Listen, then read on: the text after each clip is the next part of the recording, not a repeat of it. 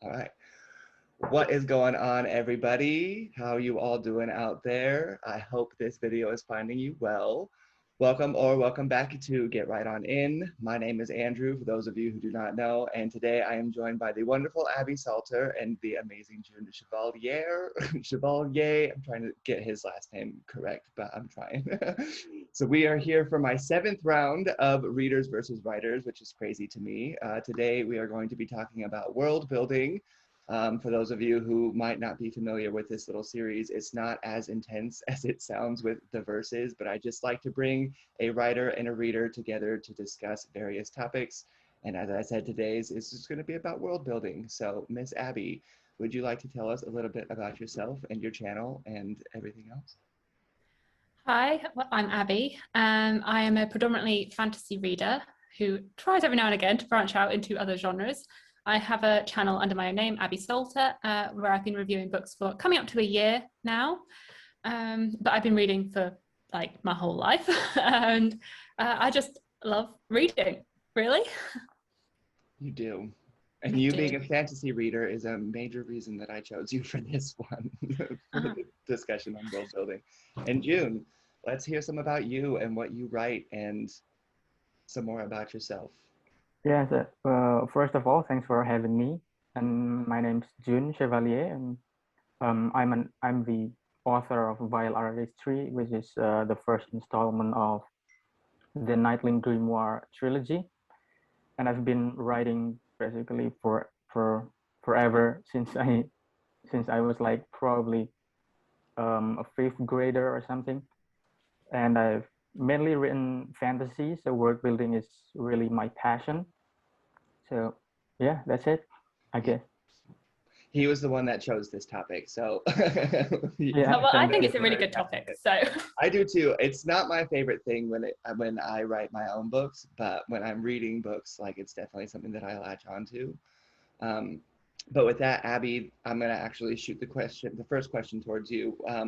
How do you attach to the worlds that you read? Like what draws you in? What do you like? What kind of maybe even turns you off? Or how much focus, I guess, do you put on the world building when you're reading?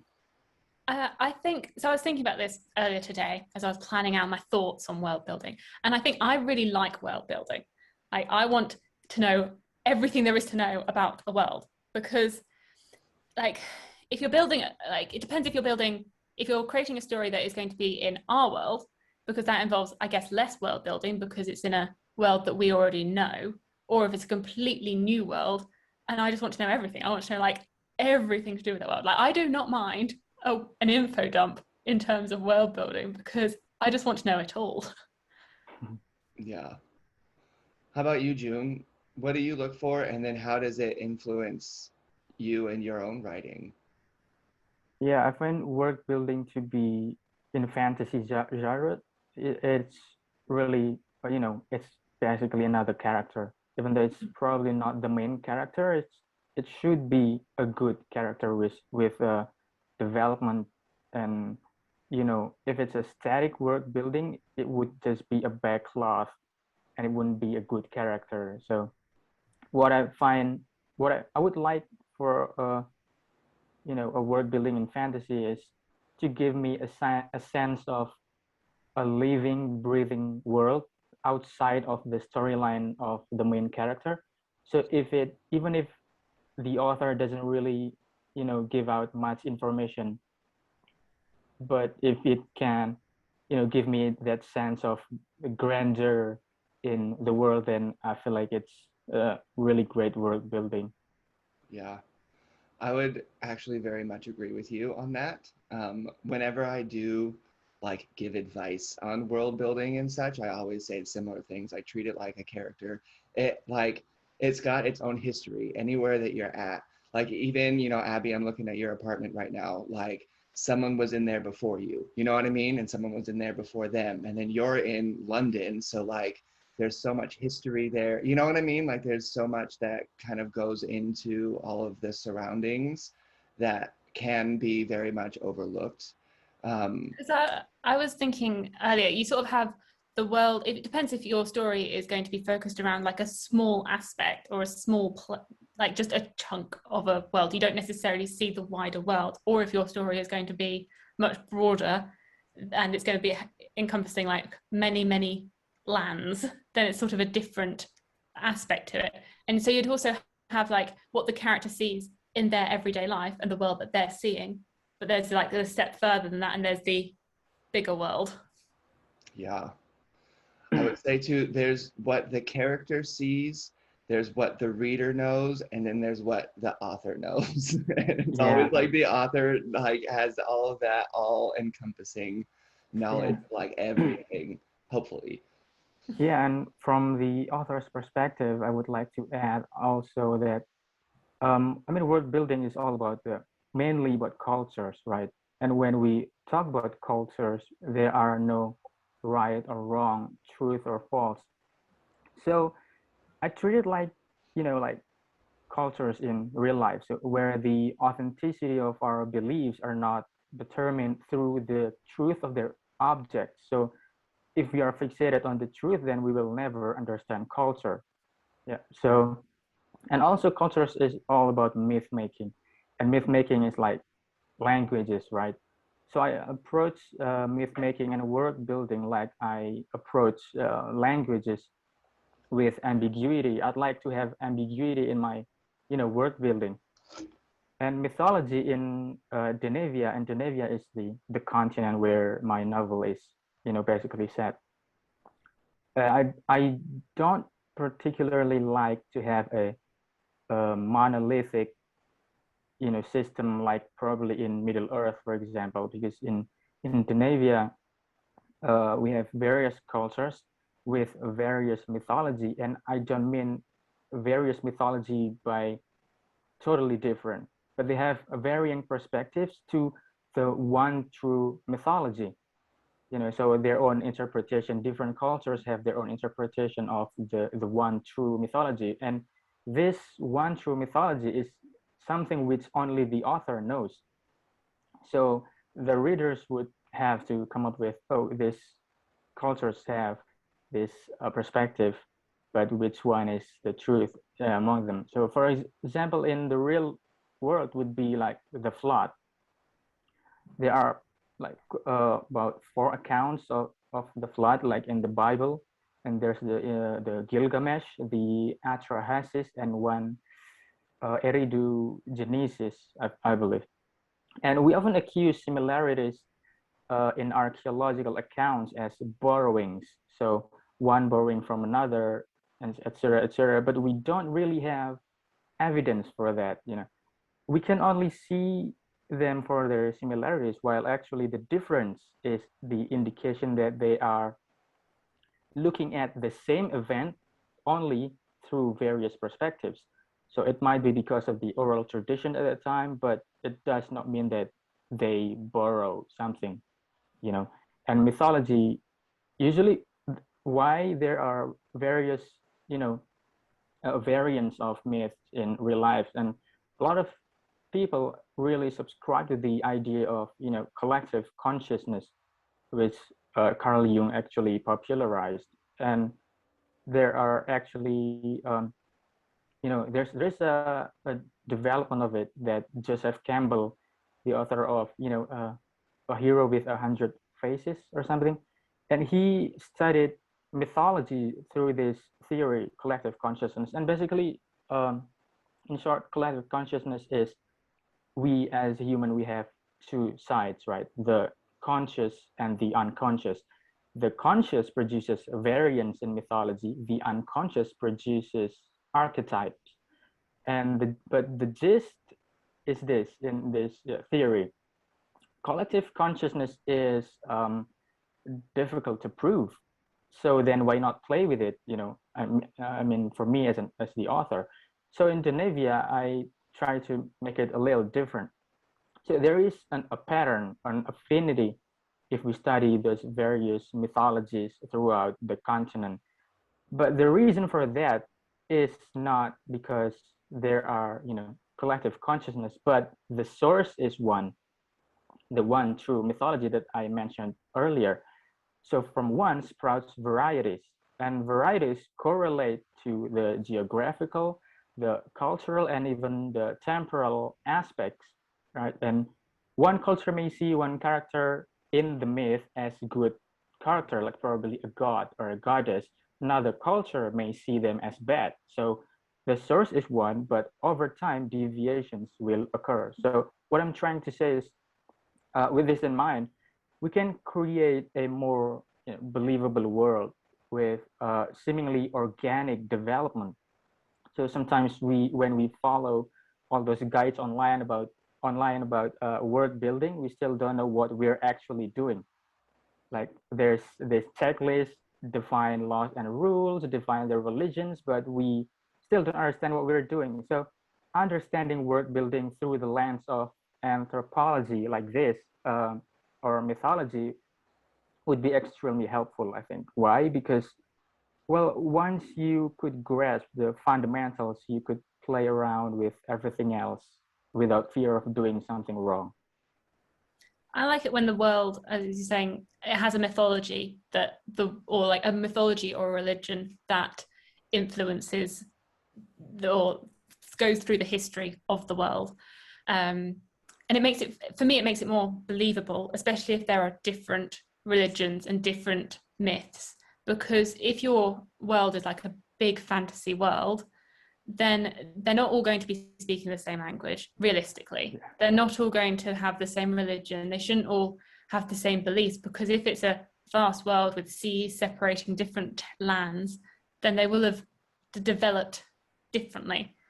I mean, even looking at like our world, even just within one country, you get vast differences between peoples. So I really like it when fantasy worlds really explore like the differences between people and how people have different cultures and different beliefs, and how you can see how mythology has shaped people, but in different ways. I'm currently reading The Forgetting Moon, and that has a big influence of religion and how people have got the same religion to begin with, but it seems to have like diverged, and people now have very different opposing beliefs, even though they came from the same source.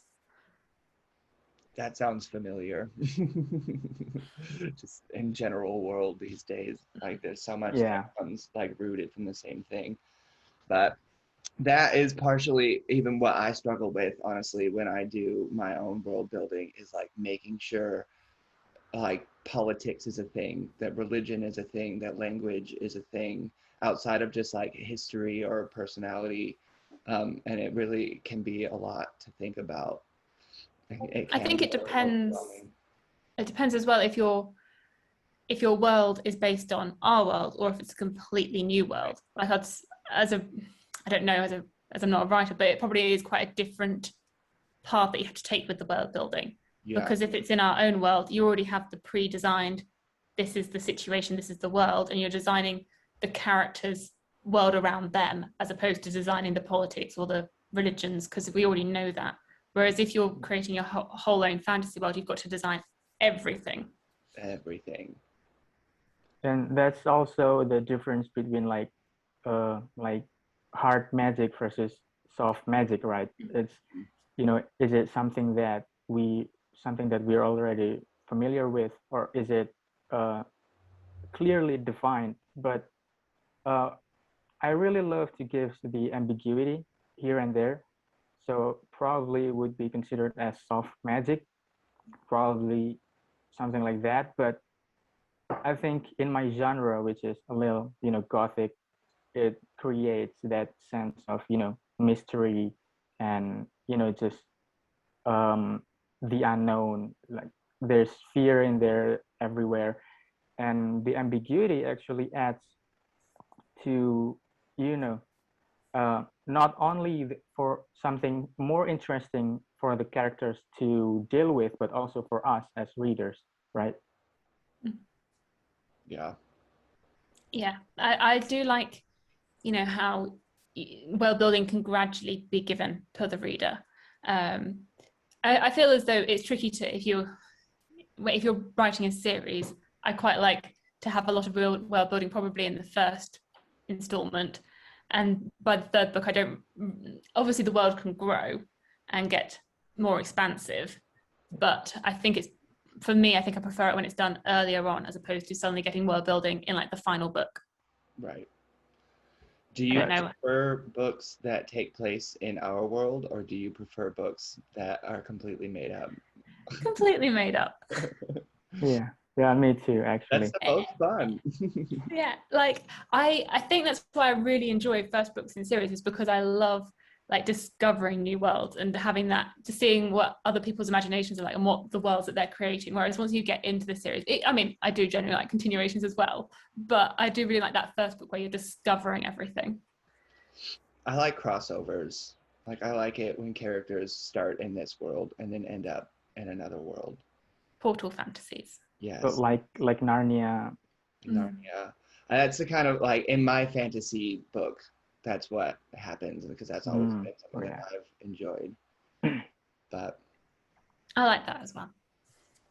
Yeah, and I would like to also talk about something which probably not many people, realize, but it's something that's been on my mind because I'm writing like a genre which is totally different from epic fantasy. So it's not that I could add all of the epicness of word building into there because it's gothic. It's supposed to be more isolated, right? So the way I approach it is to not make it wide and epic, but more like deep, what I'm saying. So probably one of the example would be there are all mentions of a lot of different kingdoms and etc. But I tend to focus more on the kingdom or the place, the city that the main character is in. So I have to actually map out the city.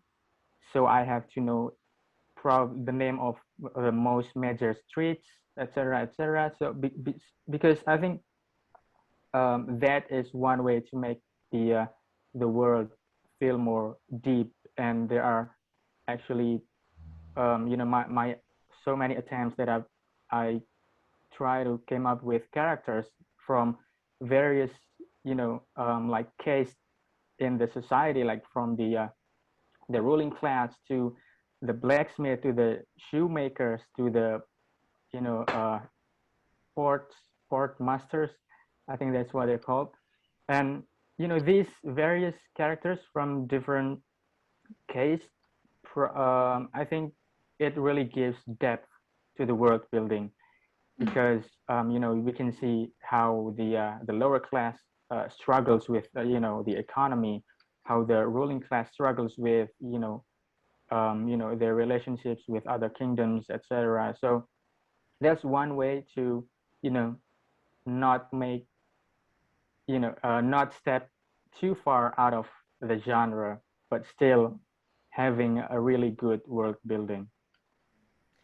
I think it was Philip Chase that said, maybe it was in one of these writers versus readers, where he said that there's the amount of world building that he knows and that he has of his story, but he can't put it all into the book because he doesn't want to bore the reader. Yeah.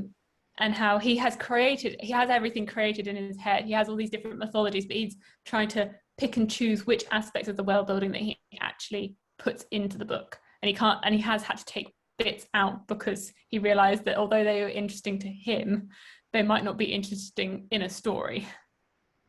Yeah. Was that in the Readers Writers, Andrew? Yeah, I'm pretty sure it was. Yeah, because we were talking about his books when we did that one.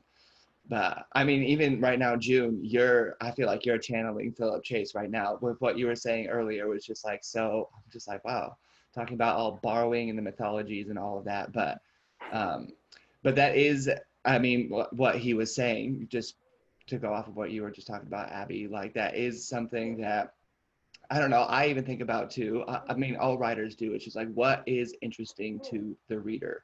Like we do so much backstory, so much back work. There's so much that goes behind like the final product that it's like, it really can be so difficult to choose like what to put in there. But June, how do you go about choosing what to share and what to leave out? Okay, so one thing that I usually, try, I try to keep as little as possible in the book, because I could just go on and on about, the world building, right? So one way to do that is probably, take one character out of every single, smaller communities, or smaller groups of people that reside in that area. And because you uh, pick at least one character from them, you get to feel the sense of, epicness of the world building, but also not be too, you're not stepping too far into the boring side of the narrative, right? And one way to actually create a more coherent relationships between the communities, the groups of people that living there, is what I call. I just read a paper recently. It's talking about social networks theory. So when we follow, advice on the internet, such as the checklist on, like I mentioned earlier, define the laws and rules, define the religions, is something that will give birth to what, people call the polis system, derived from the polis religion of the ancient Greeks, right? And the polis religion model for ritual activity is trying to explain and or probably describe relationships between the uh, the monolithic religion and the smaller communities or groups. But consider this like as a case study, right? Like there's a person called Thrasylos. He was a soothsayer who practiced the art of divination. He lived in many cities and have affairs with a lot of different women. He had children with some, and some of which he never considered to be, legitimate. He acquired large wealth actually from his craft before he settled in an island. But the difficulty of this poly system is, how should we categorize this, or even how should we think about this? Like, how do these activities fit into the concept of a monolithic belief? Because this soothsaying activity, this act of divination, is against the established religion, right? So how did he manage to find that much wealth? So this Polish religion model is actually only offers a one-dimensional view of it. So that of belonging or not belonging to the single static monolithic religion. It simplifies social and cultural phenomena into a coherent, consistent structure and defined by a single attribute basically. And static world building is a bad character, right? So this is where social networks theory comes in, because social networks theory might overcome the difficulty of explaining their relationships by taking into account the many ritual activities coexisting and overlapping. So networks are not only social but also cognitive, in the sense that trying to explain the relationships of the different ties and meanings and identities between the bigger groups and the smaller ones. And I mean, it assumes that actors in social systems form important influences on one another, right?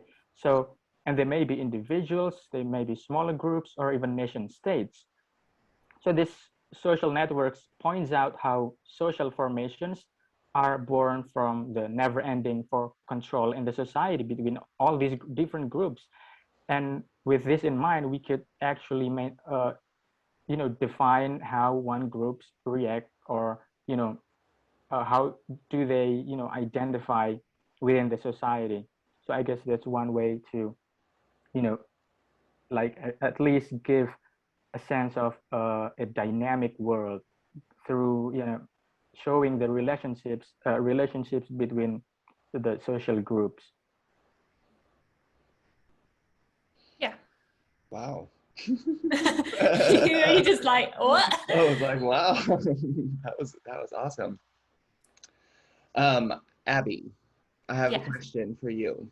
Mm-hmm. If you had one opportunity to ask one author for the complete notes on their entire world, who would you choose? Okay, well, this is maybe influenced because I have just done a live show with Fish on the David Bad trilogy. So I think because I'm influenced by that, I want the all of S.A. Chakraborty's notes on the David Bad trilogy. Okay. Because I mean, I love that series, and I don't know that much about the like the Arabian Nights or Egyptian mythology. And so what I have known is from reading that book and from reading A Master of Jinn. And I do want to read a lot more and discover a lot more of that. But if I could have all of her notes and all of her inspiration, I would love that. Is that The City of Brass? Is that the first book? Yeah, I've heard. I have not read it, but I have heard. And I feel like because it's a world that I don't know about, I'd want to have all of the information. Like she could just give it all to me, and I would keep reading because I'm sure she'd make it absolutely beautifully written, and I find it so interesting. Yeah, I hear it. My friend Ebony, who was on the very, very, very first one of these Readers versus Writers, she was the one that was trying to initially get me to read. I couldn't say the author's last name, but but yes. Oh, 100%. I'm with her. Like, I love that series. I'll have to give it a go. And I love, because I think her world building is done really, really well. Because it starts off and it's set in Egypt, in our real world Egypt. And I guess, as you said, you like your portal fantasies. It's not really a portal fantasy, but there is a whole other magical world that we discover as the book goes on. But I did like having that sort of real world, and then you sort of gradually got introduced into the mythology that built up the inspiration behind her book. Egypt is actually my jam, so I didn't know that Egypt was involved in this. Yeah. So that hopefully that pushes it up your TBR. It does a little bit, because Egypt is my jam. I love Egyptian culture. I love ancient Egypt. I love everything about Egypt. So my ears. Read the David Bad trilogy. Yes. June, question for you now. What is one of the most influential books or series that has gone into what you write about? Okay, so book, if we talk about book, then we have to talk about the Norse mythology, because that's the reason I started to write, because I was interested in it. And actually, one book that comes to mind, especially about the writing style too, is The Broken Sword by Paul Anderson. He was, I believe he was a friend of Tolkien at some point. But world building wise, I actually took a lot of inspiration from different video games, like the Dragon Age, because there's like 2 volumes of encyclopedia of the world, and to explaining the different cultures and the history. There's actually a timestamps, the timeline of the whole world through different calendars, the elven calendars, the human calendars, and it's actually taking a lot of inspiration from our world, but make it a little different and completely set it in a completely new world. So I think I took a lot of inspiration from video games a lot, but the books, like the Tolkien, because his mythology is something that cannot be easily replicated. I mean, even by authors who has read his books and read other books, and then they have lived like tens and tens of years after Tolkien, and still could not replicate what he has done. And because he did a lot of world building. I mean, I haven't read I've read The Hobbit and I've read The Fellowship of the Rings, but this was many, many years ago. I never finished the trilogy. My dad was reading it to me as a child, and we never finished it. This bookmark is still in the book in the middle of the 2 towers. But Maybe I'll finish it someday. I've brought them back Hopefully. here. They're no longer at my parents. I brought them back, so they're on my bookshelf now. But Considering how much you love fantasy, I'm literally like shocked that you have not read that series. I mean, I got over halfway through. I read The Hobbit, the first book, half of the Two Pretty Towers. decent. But you never finished. Yeah. Maybe I just ran out because I was being read them as well. Like I wasn't reading them by myself. I had to we had to coordinate the days where he was reading them to me, and then we just never finished. But from what I have read, it's a very extensive world because he created the whole language, the elven language. You've got the different peoples. You have the whole poems that went into it. He created all sorts of languages for that. Like 5 different types of Elvish, the Dwarvish, the everything. Yeah. I'm surprised really... Hobbitish wasn't a language that he created. But yeah, and if you look at, I haven't read any of his other books, but you sort of could see how much went into them. Yeah, I think he said his hobby was world building, right? In an interview, there was he said that like every time a person asked, they would be like weirded out because he just loves to create languages and world, which at that time was not really common as today. Well, he was like the first. There was fantasy before him, but he really propelled fantasy into what we know today. Definitely. Especially like I think epic fantasy would probably be like this subgenre that he really like dug his way into. Well, I have another question for you, Abby, because we were talking earlier about, I mean, completely new worlds versus like new worlds within our world. So what kind of books do you recommend for people who might like real world, new world kind of books? Because I think about like Shadow Hunters or like the Cassandra Clare type of books, I guess, when I think about that. Which are our world, but with a bit more to them. Yeah. And if you were going into reading a book which is completely a new world. Yeah. I mean, I'd say portal fantasies are probably a good way to go because then you can start off in our world and then you also get a new world at the same time. So you sort of gradually get introduced to this new world and you probably get introduced to that new world through the eyes of a character who doesn't know anything about it either. Whereas if you are being planted into a story which is a completely new world, epic fantasy, then you're presented with characters that generally know their world and what's going on around them. Well, they might not, but they have lived in that world their whole lives. So I'd probably say portal fantasy would be like the next step to going into epic fantasy. I guess examples of portal fantasy would be things like Narnia, would be like Narnia and Alice in Wonderland are like the classic ones. And then the more modern ones, you have things like the 10,000 Doors of January. You have, I'm trying not to look at my bookshelves, I'm trying to think of them off the top of my head.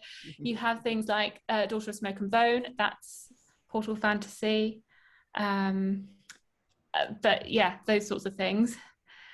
And then if you're thinking about an epic world or like an easier to get into epic world without the struggles of it being like so much new information,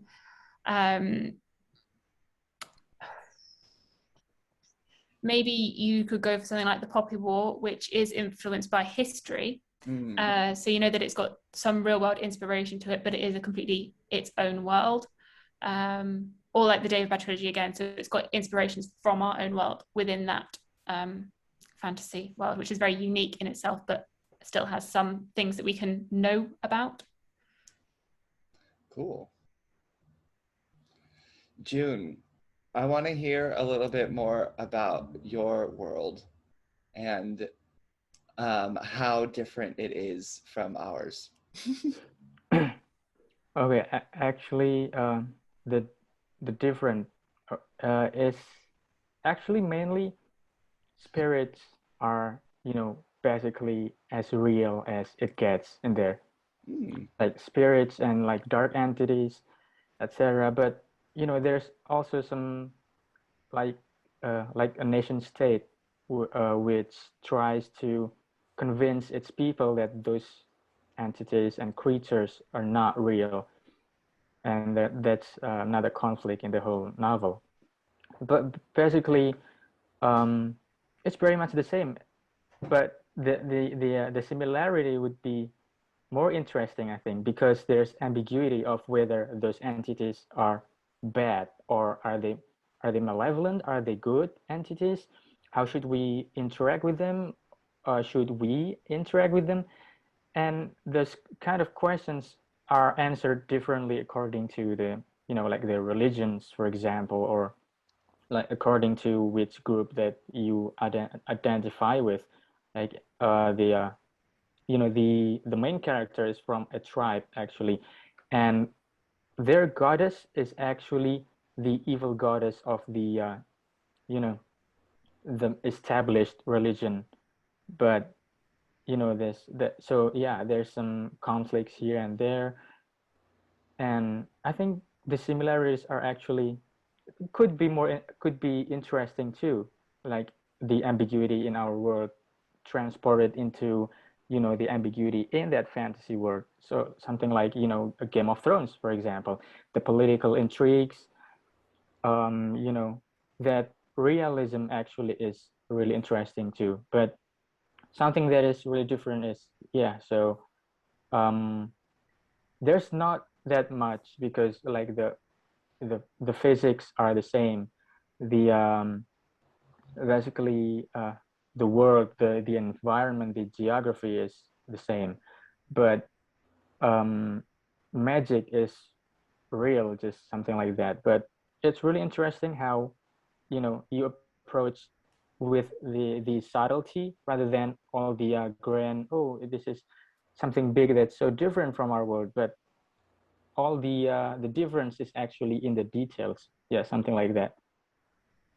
You just I have guess it's interesting to think about similarities and differences between fantasy worlds, because however different your fantasy world can be in terms of its like religion or its cultures, mythology, however different that can be from our world, you're still always going to find similarities, because a lot of the time the messages within a fantasy book can be very relevant to what we're living in our world today anyway. Yeah, which is another reason I think that fantasy should be more respected. Because I feel like it's Yeah, not. I really definitely. feel like it's not considered like literary, And I feel like it should Yeah, be, just because it takes real world issues, real world topics, real world things, and it just puts a fantastical spin on them, but it makes it, I think, sometimes easier to read about. It Or makes it more digestible. yeah, yeah, because it's presented in this mask. yeah.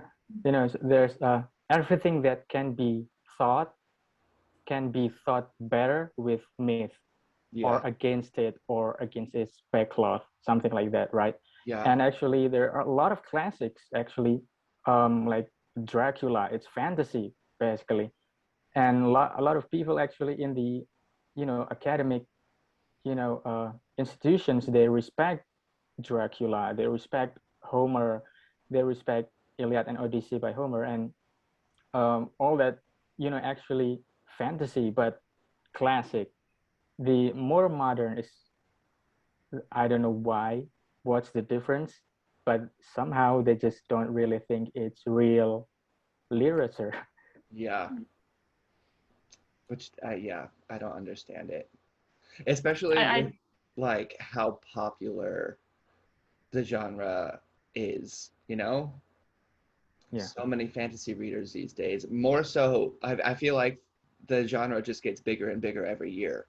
Like there's always more and more people who are discovering new fantasy books, or revisiting old ones that open up gateways to new ones, and I don't know. because when you're growing up as a child, a lot of what you read is fantasy. At least for me, like a lot of the children's books in middle grade, a lot of them are fantasy. Mm. And then, at least when I was a teenager and growing up, I was looking at the shelves and going, well, look at the adult section. It's all just fiction, and where's the fantasy? Because my local independent bookshop didn't really have a fantasy section. It all like, it's as though you got to adult and suddenly you just lost fantasy. But there is so much out there, and it's a shame, I think, that a lot of adults potentially don't know about fantasy or don't read it. Yeah. They get like, if I was just reading adult fiction, I wouldn't be enjoying what I was reading. Yeah. I think part of that too kind of comes back to a stigma on the idea of like imagination. Because as a child or as a middle grader or any of that, I mean, you're very much encouraged to just like live in whatever world you want. It's fine, you're a kid and blah, blah, blah. But as you grow older, you're supposed to start thinking more realistically. And so I feel like that's why in the adult's sense that the fantasy genre kind of like fell out. It's making a comeback though. These days people don't care as much, but I do think that there is a stigma about that and about the use of like things that aren't actually real, and the older that you get, the more realistic things are supposed to be. And I don't know, imagination all the way. Oh, 100%. I do believe though that it's probably just wishful thinking, but one day in the future, fantasy would be considered as, literary. Just my take. You can believe it or not. I believe it. Yeah. I hope for it anyway, because I feel like it really should be. Yeah. And especially like being on BookTube, like 90% of the channels on BookTube are all about fantasy. It's like hard to find other recommendations for other things sometimes, depending. I mean, you know what I mean? Everyone talks about different stuff, but even talking about different stuff, everyone has fantasy included in it, at least it feels. Yeah.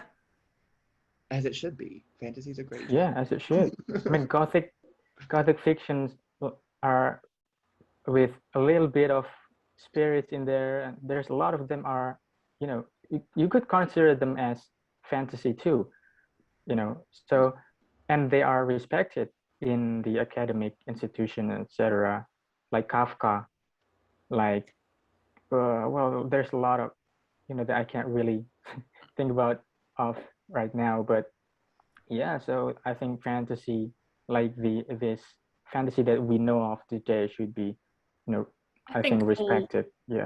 All genres should be valued, even if you don't enjoy a particular genre. I think it still has value to whichever readers read from it.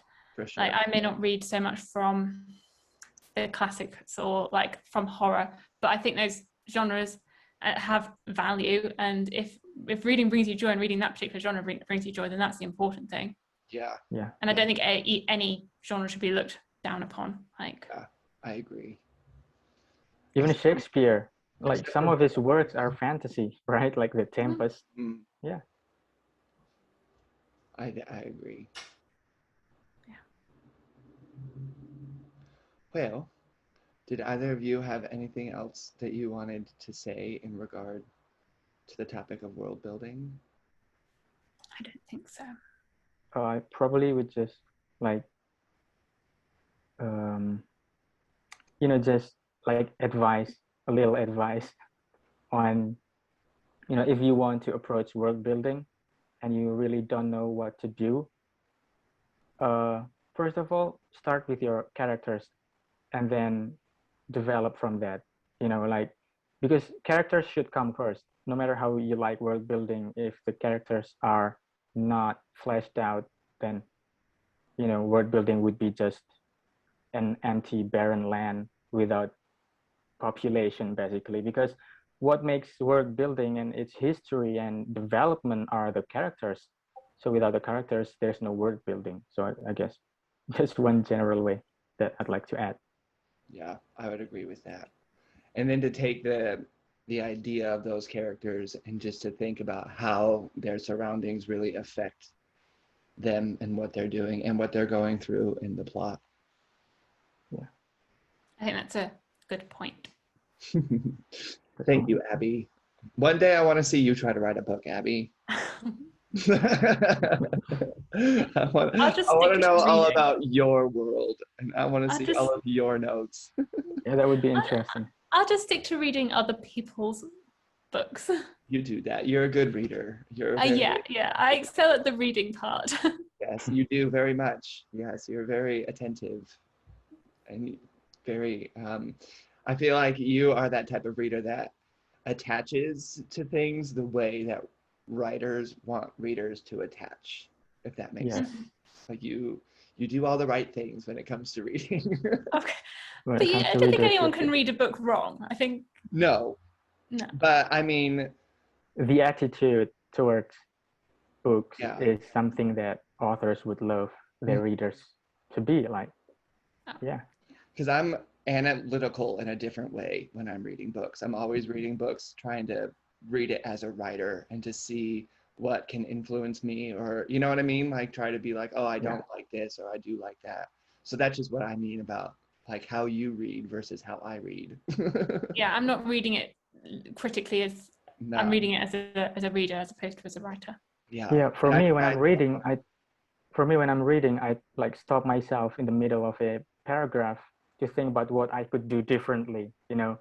So that would, you know, get in the way of enjoying the book sometimes. So I have to put myself in that headspace of a reader to actually enjoy a book. yeah, and it's hard sometimes Yeah. because I don't want to Oh, be that way. I feel very fortunate then that I just stick to my reader brain then. Yes. Yeah. So I retract my previous statement. Don't ever try to write a book. You just stay, you just stay where you are in that safe zone Yeah. of being able to just enjoy it. Okay. Yeah. Alrighty. Well, I am so appreciative of the two of you joining me for this conversation today. Wow, I'm just knocking things over. How exciting. Thank you for having me. Oh, Yeah. yeah. Thank you for having me. Such a pleasure. I will definitely have Abby's channel and links to. Do you just have the one book, June, or you have a couple? Yeah. I only have one book The actually. one. I'll have it all linked down in the description box. So anybody who is interested, just follow along down there. And if you do click on Abby's link, then it will subscribe you automatically to her channel because I have the little code for that. And I wish I had a code to make a link automatically buy a book, but as it is, the link will just lead you to where you can purchase the book yourself. Yeah. And please show all the support to these lovely, wonderful people. I will see you all in the next one, whether it is just a readers versus writers or if it is just a regular video. I don't know, my uploading's been all over the place recently, but in the meantime, I hope you all have a day just as beautiful as you, and I'll see you all in the next one. Bye. Bye. Bye.